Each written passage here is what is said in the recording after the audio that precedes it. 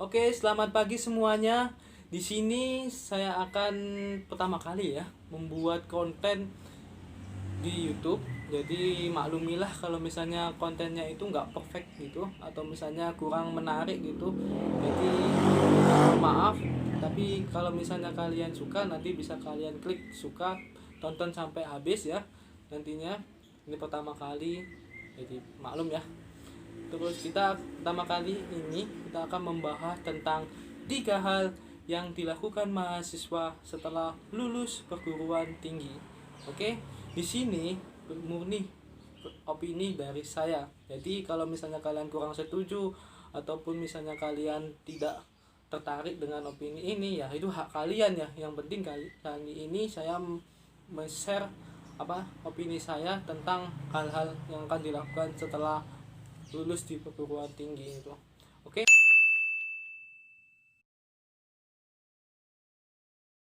Oke, yang pertama yaitu pastinya studi lagi atau melanjutkan studi ke S2 ataupun ke S3. Dan di sini saya paling rekomendasikan karena kenapa? Mungkin kalau kalian ingin mendapatkan ilmu baru lagi atau mendapatkan teman baru, jaringan baru atau misalnya hal-hal yang baru ingin mendalam lagi, ya saya sarankan untuk lanjut ke S2 dan ke S3. Nanti bisa di dalam negeri maupun di luar negeri.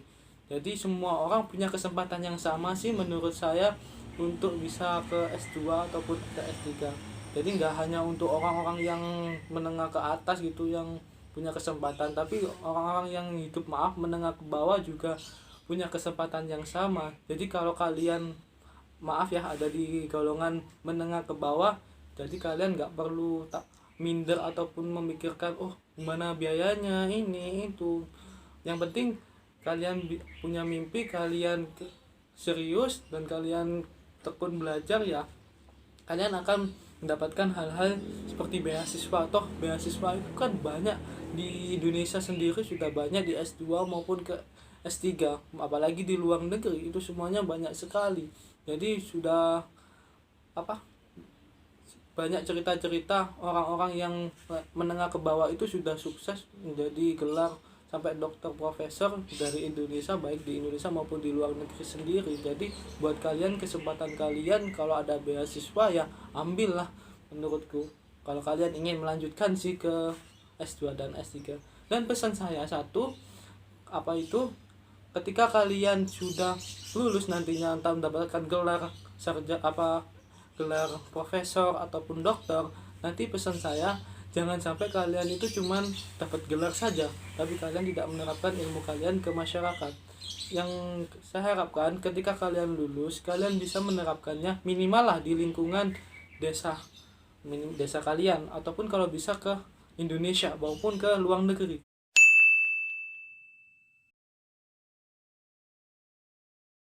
Oke, yang kedua yaitu kerja. Kalau di sini kerja ya, namanya juga kita ingin mendapatkan uang, ya kita harus kerja gitu untuk usaha gitu.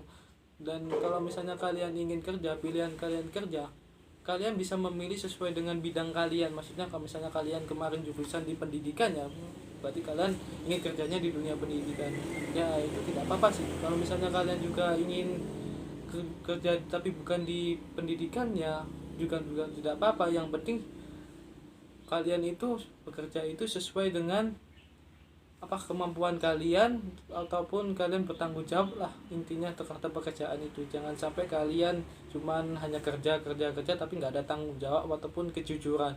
Dan yang penting pastinya pekerjaannya itu halal lah, jangan sampai yang nggak halal gitu kan. Semua agama pasti mengajarkan untuk bekerja yang baik dan halal gitu ya.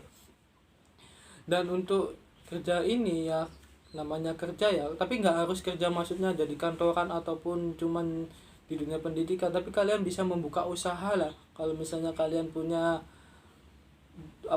modal, bisa kalian buka usaha. Nanti mungkin kalau kalian sudah sukses dan usahanya berkembang banyak, kalian bisa membuka lapangan pekerjaan baru untuk Indonesia ini ya, untuk sekitar masyarakat ataupun di Indonesia lah intinya. Jadi kalau kalian memilih untuk kerja, ya itu hak kalian ya. Rekomendasi juga untuk hal ini.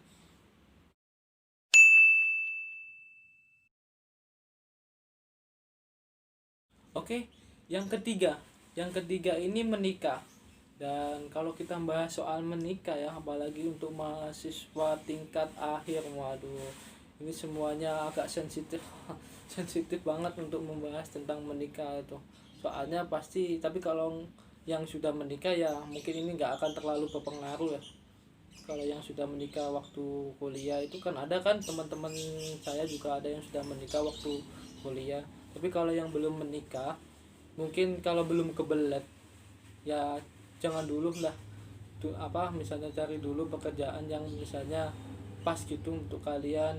Kalau sudah waktunya kalian sudah persiapan yang matang, punya rencana matang, itu ya kalian boleh lah. Tapi kalau misalnya kalian kebelet banget ya mending wajib sih untuk menikah. Toh kan menikah menurut katanya agama saya ya itu menurut agama saya itu ya kalau menikah itu nanti kan menggabungkan dua rezeki, dari rezeki suami dan istri digabungkan kan banyak juga nanti rezekinya ya kan. Tapi kalau misalnya kalian tidak kebelet banget ya mending jangan dulu ya, kalian kerja dulu mungkin, atau mungkin untuk mengembangkan diri, baik itu laki-laki maupun perempuan sih. Soalnya begini, kalau menikah itu kan nggak sekedar cuman aku dan kamu saja ya, tapi ini kan antara keluargaku, keluargamu, aku dan kamu, dan anak-anak gitu, anak-anak kita kan. Konsepnya kan nggak cuman sayang dan cinta, maksudnya dalam hal ini kan semua kehidupan kita kan berpengaruh nantinya. Soalnya kita kan nanti membuat keluarga baru, bagaimana kita bisa membimbing keluarga kita nanti, itu sih yang penting. Jadi kalau misalnya kalian ya kebelet banget ya silahkan aja ya. Aduh, saya ngulang-ngulangin terus soalnya ini isunya saya sensitif. Tapi kalau misalnya kalian sudah menikah ya sudah, ini nggak akan pengaruh, yang nomor 3 ini nggak akan pengaruh banget buat kalian. Tapi kalau yang kalian belum, mungkin ini bisa menjadi kayak rekomendasi lah, misalnya untuk rekomendasi untuk kalian memilih untuk menikah atau tidak, itu hak kalian sih sebenarnya. Tapi kalau yang kemarin sudah menikah dan ingin menikah lagi ya tidak apa-apa sih, maksudnya untuk laki-laki kan maksimal 4 ya, untuk laki-laki kan maksimal 4, sedangkan untuk perempuan ya cukup 1 saja kan untuk pasangannya gitu. Tapi saya nggak mau rekomendasikan ya, karena kan manusia kan butuh kesetiaan juga.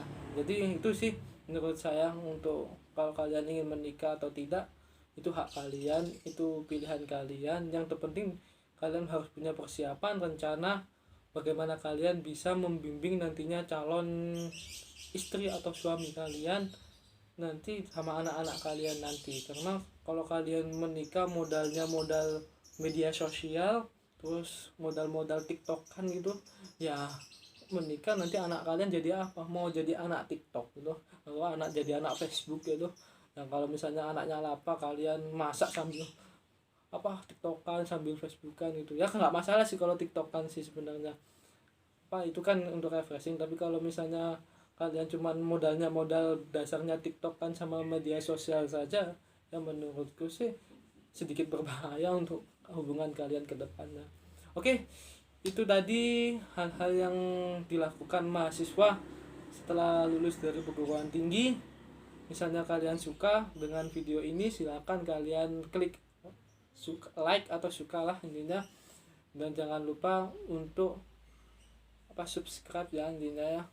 Oke, dan ini baru pertama kali, dan di sini untuk video-video berikutnya mungkin saya akan tetap mengedukasi videonya ataupun memberikan motivasi untuk kalian. Yang penting ingat motivasi saya untuk mungkin kalian juga pakai motivasi saya, yaitu motivasinya masa lalu adalah pengalaman pembelajaran, masa kini adalah apa yang harus kita lakukan, dan masa depan adalah misteri impian yang perlu untuk kita kejar. Sekian dari saya, selamat pagi.